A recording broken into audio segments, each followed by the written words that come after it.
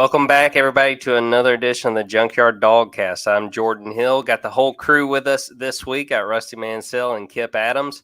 Guys, let's jump right into this because it's been kind of a busy week for Georgia sports, Georgia football, coming off the big win against Auburn. We're going to talk about that.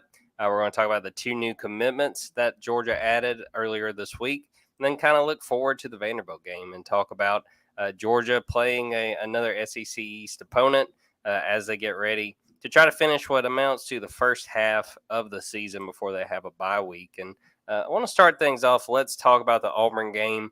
Last Saturday, Georgia wins 42-10. Kind of a slow start, but then in that second half, Georgia really took that thing over. I think they wound up having 3 touchdowns in the fourth quarter alone. I'll start with you, Rusty. What are your lingering thoughts about that game, how that played out? What sort of stands out now a few days removed from it? Once again, kind of the start, Georgia kind of spoiled you the first couple of weeks being so explosive right out of the gate. Obviously, the Oregon stats and just kind of the slower start right now. And I kind of mentioned on the board that something kind of looks off to me with Stetson. He's always had that kind of quiet confidence about him. And, they got to find some ways to hurt you vertically. He missed a couple of throws, I think, that he normally makes. And but other than that, you like what you see. The offensive line took that game over. I mean, they really locked in on Auburn and started moving bodies. And after the Missouri game, a lot of questions about the offensive line, and to have them play the way they did against Auburn, I think kind of eases some concerns. And I kind of thought that was probably the message from Kirby Smart and Stacey Searles and those guys challenging them going into that Auburn game, because I'm telling you, when they started running the football. They were, it would be 3 or 4 yards before somebody would hit the back. That's what you want to see in a perfect case scenario. So, the physicality, I think, of Georgia, a little bit banged up. You want to get through this, win a home game against Vanderbilt and desperately get to this bye week, because I think Georgia's at a perfect time. They need some rest and need to heal up a little bit. Kip, what about you? What sort of stood out from what you saw and maybe lingering thoughts coming out of that Auburn win? I think the obvious is that Georgia needs A.D. Mitchell back, and obviously Arian Smith, having him healthy would be a huge bonus. They don't have the personnel to stretch the ball downfield. Stetson's averaging a little over 10 yards of completion the last 10 games. I think defenses have adjusted to what Georgia did early on in the season, which was passing early and often on first down. So, now Georgia's adjusting. They're running the ball more on first down. It's interesting to see how different teams have approached Georgia's offense the last couple of weeks. Missouri, they chose to just attack nonstop, try to take away those deep explosives, not give Stetson enough time to go through his progressions. And then Auburn kind of took more of the same approach as Kent State. They sat back, tried to seal that perimeter, which is why you saw the shift to the ground game, and I think Stetson's shoulder probably just made the decision a little bit easier, but I think this is still something they saw and adjusted to. The focus on the run also just forced the defense in that second half to kind of set its gaze inside, which allowed Bennett to attack outside. And I just credit that's a chess match win for Todd Monken in that second half when they started going back outside a little bit. They found some success there, but again, you might not get those wins if you didn't have the running attack really having success early on in that game. So I just think it's a game of adjustments. Teams adjusted to Georgia's offense, and now Georgia's kind of found a little bit more balance overall. They know they can run the ball and they need to. The line is blocking better, regardless of scheme, whether it's gap scheme, whether it's man-on-man downhill. They are performing better.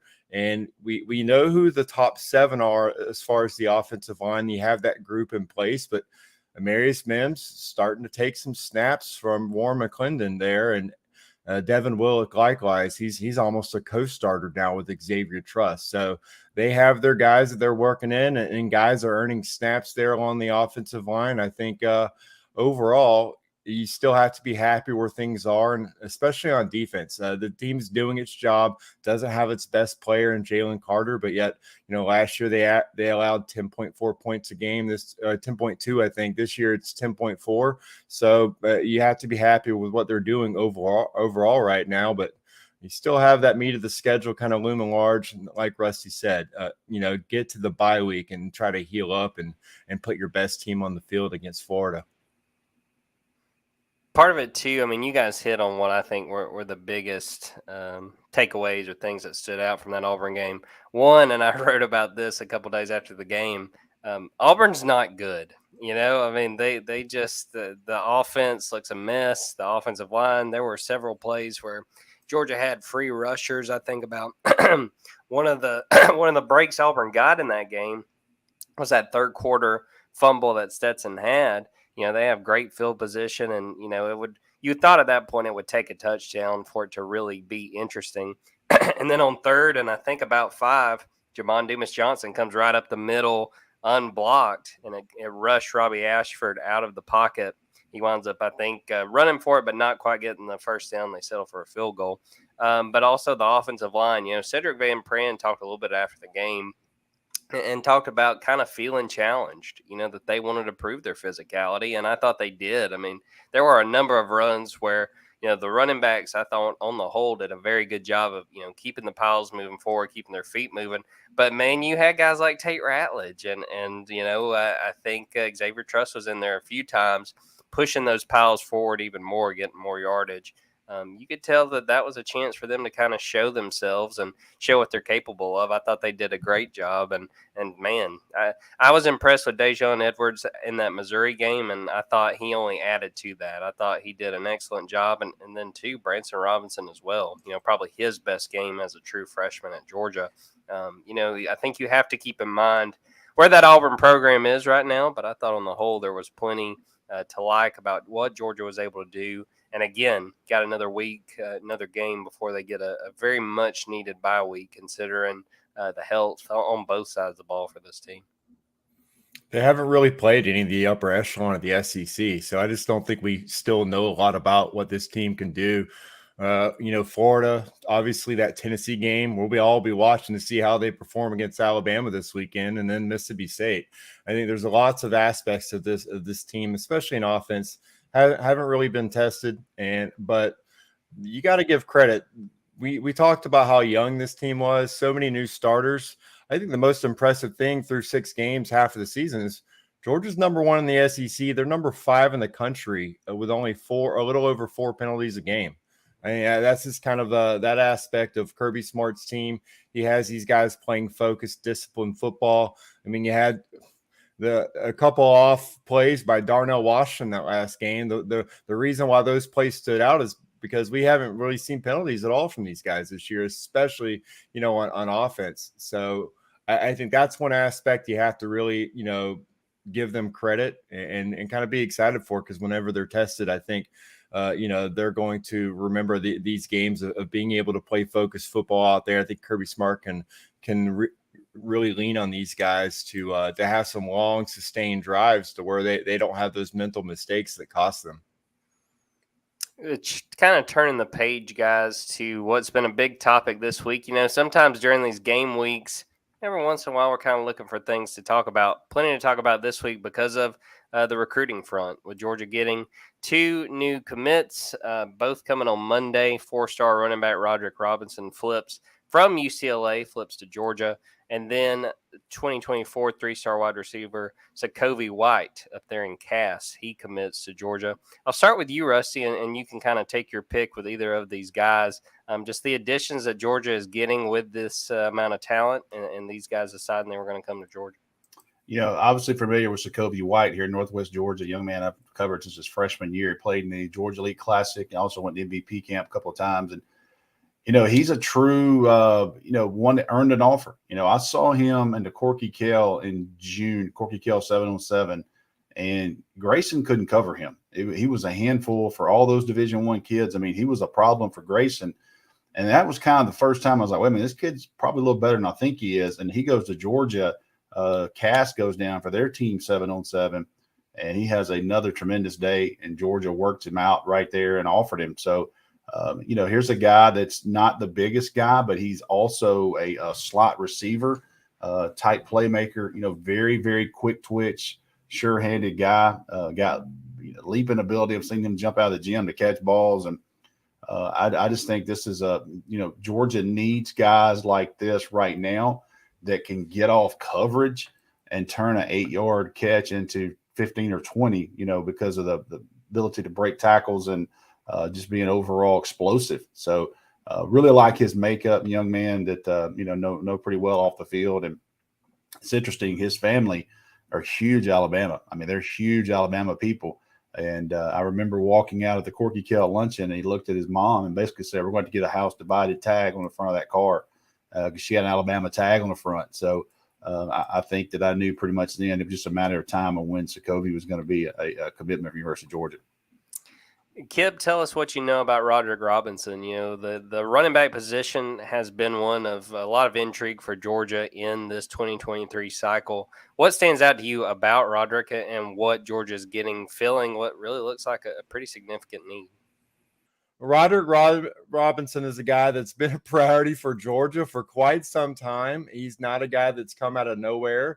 I think Georgia fans will know that Justice Haynes is the running back out of Buford, who's talked about a lot, committed to Alabama. Rusty will tell you one of the biggest shocks in recruiting the last decade was him picking the Crimson Tide over Georgia. But even before he committed, Roderick Robinson was a guy that Dell McGee had zeroed in on as a guy he wanted in this class. They offered him back in May, offered him, I believe, May 17th. The only problem is he'd already planned on committing May 19th. Already planned on picking UCLA as well. So he did pick UCLA, but Dell McGee stayed on him. And obviously you look at a guy that's 6'1", 230 pounds, and he's a guy that, I mean, that fits what Dell McGee likes. He likes those bigger running backs, guys that can, really go downhill and break tackles. Tackle breaking is a huge part of what Dell McGee looks for in a running back, and a guy who can help you out, picking up the blitz and pass protection as well. So I just think this is the guy that Georgia stayed on, and UCLA not able to hold out, on his commitment. And so Georgia got him on campus for official visit last week. He knew there was no need to wait. He knew when he got back on campus that Georgia was the place for him. He talked about finding that family feel, that bond, the brotherhood, and made that decision. I think there's a lot to like about him. Again, you see 230 pounds, you think this is just a big straight power back, but he's not just a straight line guy. He's got some wiggle. He's got some fluid in how he runs. And I think you see on film, again, you got to look at the competition, but he's got a lot of runs over 50 yards already. Obviously had that huge game over 400 yards and 8 touchdowns. That's going to stand out. But I think that also his ability as a pass catcher, we've seen him in 7-on-7 this offseason. He's played some receiver. He catches the ball well enough that you can use him like that. So I think he's got a complete game. He's obviously got the size and the ability to come in physically immediately and help you. And I think Georgia needed a big-time running back in this class. They got it in Roderick Robinson. Let's see if they add another one in high school at the high school level or go to the transfer portal. I would think they go to the portal to get that second back on to help the team this offseason. But I think he's definitely the kind of guy that could just wear that defense down. He can block, he can catch. So you can use him on all 3 downs, and he can really help out your football team. Looks like Georgia will have 2 Robinsons there at running back, with Roderick Robinson already having Branson Robinson. Before we take a break, Rusty, I want to ask you about this 2023 class. Georgia sits second in the nation as far as the 2023 cycle. What do you make of this class, where it stands, and perhaps who we may see join it in due time? Well, obviously, here's the one thing, Jordan, that we can't predict because we've never been through a December like what could be with this NIL involved and those types of things. As far as coming up, you want to see with Sam Mpemba, the 5-star edge guy at IMG, when he makes his decision. He'll be at Tennessee this weekend to see the Tennessee-Alabama game. He's been at Georgia the last 2 weekends. He'll be back to Georgia the Tennessee weekend. Probably anticipating him seeing Georgia play in Jacksonville. Chris Peel is a guy that I kind of watching on the commit list up in Charlotte. One of the top cornerback prospects that Georgia's been zeroed in on for a long, long time. So, I think 2023 is moving along at a really good pace. They signed some key guys. I think everybody would understand running back and wide receiver are where they've got to close. My opinion, I think they got to take one more, as Kip said, maybe the portal there. But I think you look at D-line, maybe adding one more, 2 more there, but explosive playmakers at wide receiver. That's one thing that Georgia has got to continue to build depth with.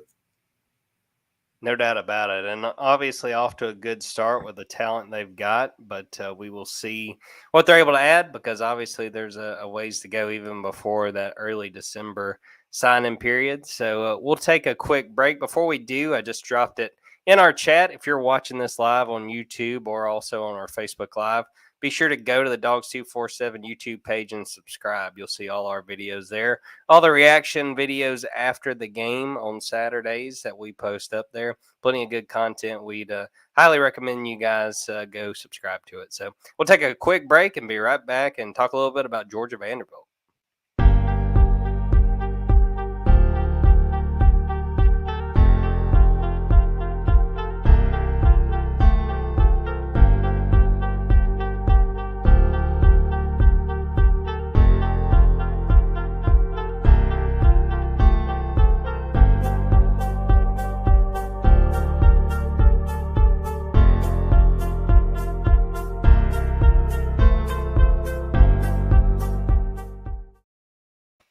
Welcome back, everybody. Well, yeah, as we mentioned during that first part of the podcast, Georgia is closing in on a very valuable bye week. But before they get there, they've got another SEC East game. They're going to be playing Vanderbilt on Saturday, hosting Vanderbilt with a 3:30 kickoff. I'll get both of your guys' opinion, but this is kind of a feisty Vanderbilt team. I watched a little bit, and I'm hoping this afternoon to go back and watch what they did against Ole Miss. You know, that first half, they really gave Ole Miss all they could handle. They led for part of that first half, and then Jackson Dart and those guys at Ole Miss really kind of turned it on to pull away. But Vanderbilt's 3-3 right now, still looking for that first SEC win of the season and also of the Clark Lee era there in Nashville. So, Kip, I'll start with you. What are your thoughts about this Vanderbilt team? You know, I think the spread is something like 38.5.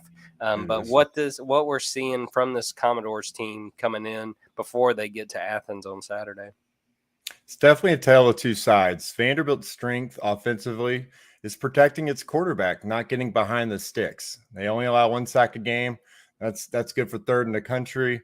I believe they are tops in the conference in tackles for loss allowed, only a little over 3 per game. Again, I think that boils down to they know where their strength is, and that's A.J. Swan, a freshman from my high school, Cherokee High School in Canton, Georgia. He's very smart with the football, especially for a freshman. I think, there are spots where he could actually air it out more, but Vanderbilt's being conservative by design with the football. I think they run a lot of screens, runs, even on 3rd and long. I think their goal is to shorten the game and hide that defense. You look at that defense, it's a last in the country in pass defense. They allow over 324 yards a game in the air. They're near the bottom in opposing quarterback rating defense. Basically, they are not affecting the quarterback in coverage. They're not getting to the quarterback. He's able to do whatever he really wants back there in the pocket. So the defense is last in the SEC and toward the bottom of the country, I think 122nd, allowing over 36, almost 37 points per game. So again, I think it's kind of a get right game for Georgia's offense and for Georgia's defense. Affecting A.J. Swan would go a long way into helping out and making sure that the Vanderbilt's not able to kind of dink and dunk you down the field. Yeah, mentioning Swan, he's been really impressive as a freshman, completed just under 63% of his attempts, 848 yards, 8 touchdowns, and the biggest thing to me, no interceptions. I mean, you think about the task that is put on him playing in that position coming up and replacing the benched Mike Wright. I think he's done a really good job, again, given his inexperience. Rusty, what do you make of this Vanderbilt team, the things we could see Saturday and what they've done leading up to this game against Georgia? Well, if you're Vanderbilt, you're obviously trying to get this thing to the fourth quarter. They almost did it last week with Ole Miss. They're in this thing midway through the third, into the third quarter at least. And for Georgia, it's creating havoc. That chaos term Dan Lanning used that while he was here. Kirby Smart used that a lot. I think they've got to be able to get to who I think is a very talented quarterback. A.J. Swan, I had a chance to see him. I can't tell you how many times I saw him in high school. I saw him almost beat a Milton team one night for Cherokee. He had no business being in the game, and he kept making throw after throw after throw, and that's when he sold me that night. But I'll tell you this, Georgia's the better team. you go in and you handle business right here, and you get out of this thing and you get to the bye week. So, I don't think, we talk about Vandy. I don't think they do anything that should overly concern you. I mean, let's be honest. When you start talking about rosters, I think from the Vanderbilt side, you look at how hard they're playing, the steps they're taking. So it certainly shows you Clark Lee and his staff are doing the right things there. But they're a long way off from making a win here in this game. But would not surprise me down the line if they don't push for one and win one this year for sure. Yeah, I'm really interested in their Missouri game, which might be next week, just because I like what they've been doing in Clark Lee's second season. It'll be something to watch. Before we get to maybe some predictions on that game on Saturday, I saw one of the comments. Nathaniel Pearson said, "What's the latest on A.D. Mitchell and Arian Smith?" I believe Arian Smith has been able to go. They're kind of working him back into the mix. Was looking through the quotes from Kirby earlier in the week. He said, AD has looked better, but he hasn't probably looked as good as I thought he did in pregame last week. I think it's going to be a situation where, they're going to see how things look in pregame on Saturday. And, now they have the benefit of this bye week being right there. I could see them obviously taking the safe route and maybe giving AD another week before, again, we have talked about it over and over on this podcast, just how valuable, how important this next stretch of games is going to be, starting with that game in Jacksonville against Florida. Yeah, definitely. I think with AD, it's he's back. He's not 100%. Arian Smith also getting some snaps in. It's obvious he's not there yet. I don't think you really, you need to use those guys too extensively out here this week. It's just about kind of getting them back on the field and getting them back on the field without them getting hurt again. You want to make sure you have these guys toward the end of the year. So, I don't think we're going to see Georgia maybe solve all of its problems offensively this week, but I still think against this Vanderbilt defense, I don't think there's going to be, they're not going to get pushed a lot. There's not going to be a lot of resistance. So I think they'll be able to call the plays that they want to. There's no sense in trying to get cute here. Get out there, put a man on man and make sure that, you're beating guys that you're more talented at. You're not outsmarting yourself, and you're not making mental mistakes. As I said, if they go out there and play clean football and not turn the ball over, which has been something that, that's kind of popped up in the last month, then they should be able to come out there with a pretty comfortable win and get into that bye week ready to prepare for Florida. Before we wrap up this episode, let's talk about predictions, and I'll give you guys a second to kind of think about what you guys see happening Saturday. I feel like over and over on this podcast, I have been harping on Georgia not covering these big spreads, and I did it last week. First half, I was like, oh, man, I look really smart. I said that. Well, then, I think it was, 28.5, something like that. They wind up winning by 32, so not quite on that. The spread's 38.5 on this. I hate to keep going the same route because it's kind of made me look silly a few times so far this year. But I'm going to say Georgia just misses covering this. I'm going to say Georgia wins 45-14. I think that's going to be a 31-point difference there. I think this is, like Rusty said a few minutes ago, a Georgia team that's obviously got more talent than this Vanderbilt team that is building, and I think doing a pretty good job again in year two. Probably going to flirt with breaking what's been a really long SEC winless drought. But I think Georgia wins 45-14. I don't see a situation where we're in the third or, the fourth quarter really thinking that the Commodores are still in this one. Yeah, I got you close there. I got it 45-10. I think this is just one of those where, again, both teams have kind of been toward the top of the rankings as far as that time of possession. And I think that's what we're going to have. I think this is going to be one of the quicker games. Both teams want to kind of get this game over with as quickly as possible. And I think for Vanderbilt, that's what you want. You want to limit Georgia's possessions as best you can. Maybe, move the chains a couple times. And again, that's going to result in fewer possessions for both teams. So for this, I think I don't know what the over-under is. I'm sure it's probably close to 60. But I think Georgia is able to do what they need to, have some success through the air again with, the short passing game. Maybe they have a couple running backs each rush for over 100 yards in this game, and they come out with a clean win. I don't think covering is really an issue right now. I think anytime you win up by over 30 points, you should be happy with that, especially a conference win. and start thinking about the big picture, which is that big tough stretch coming up. One thing about this game is Vanderbilt's got a lot of kids from Georgia. And I can tell you right now, A.J. Swan grew up a lifelong Georgia fan, Georgia Bulldog fan. They're going to get his best shot on Saturday. Now, he doesn't have the pieces, obviously, around him, but these kids are going to play hard. And it's going to be personal for a lot of people there and say, hey, you should offer me. I get that.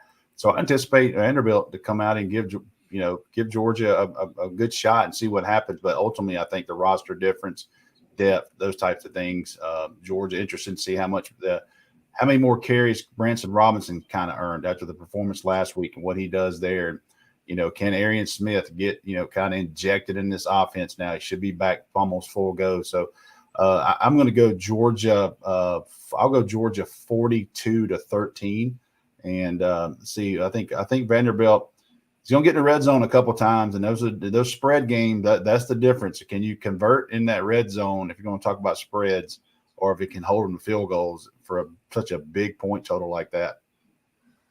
Well, before we get out of here, I got to bring back my Georgia men's basketball minute that I know people are clamoring for every week. I had a chance to sit and watch Georgia practice last week. Thought they looked pretty good. There was a few guys, Jason Holt, one of the guys they added from Alabama, I thought really stood out. Frank Anselm, the center they got from Syracuse, really like what he brought to the table. And then Cario Aquindo, I mean, he looked really good, hit a buzzer beater during one of the 4-on-4s that they did.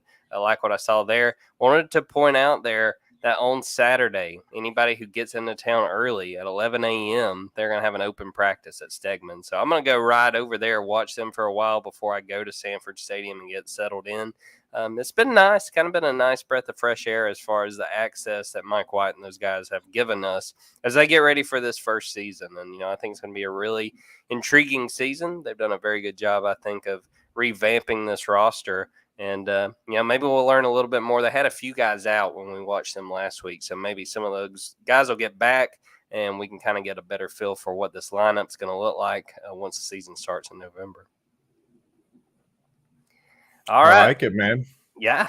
A lot of fun stuff over there in Stegman. I'll be interested to see what that looks like Saturday. So we're going to get out of here on that. Thanks, everybody, for watching, everybody for tuning in. Hey, I want to thank everybody on the board and all the comments who have wished us well. My family had a loss this weekend when my grandmother. Had so much support from everybody, and I really appreciate that. But thanks for everybody for tuning in, everybody for listening, everybody who's checking this out after the fact. Like I said in the comments, make sure and go subscribe to the Dawgs 247 YouTube page. So we're going to get out of here on that. For Kip Adams and Rusty Mansell, I'm Jordan Hill. Until next time, take care.